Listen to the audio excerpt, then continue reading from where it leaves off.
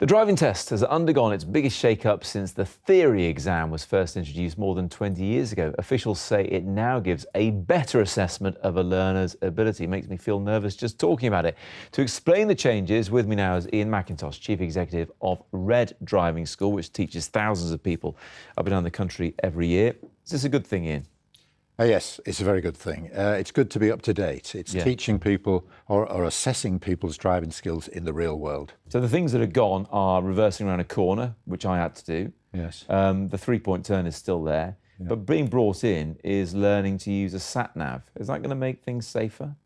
Well, obviously the intention is to edge towards making the safer on the roads in that sense. I don't know if the sat-nav per se will make things safer, but the fact is that when most people pass their test, the first thing they do is go for a drive, they commute to work, they go on holiday, whatever, and they're using a sat-nav potentially for the first time. And it is a big distraction.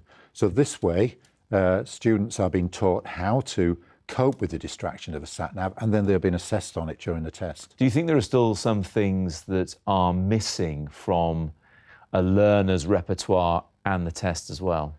Well, you can go on forever adding things to it. The beauty of the changes that we're making now, well, not me, but the DVSA, is that there is more driving, more actual out and about on the roads. Real life situations. So you'll do more miles. The test is still 40 minutes, yeah, but you'll do more miles, so you'll have more opportunity to demonstrate that you are a competent driver. One of those real world things is parking in a parking space, for example, at a supermarket car park, which sounds pretty reasonable.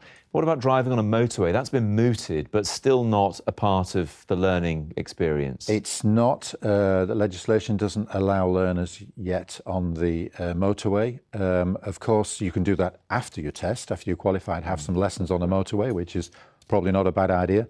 But at the moment, we teach on A roads, on dual carriageways.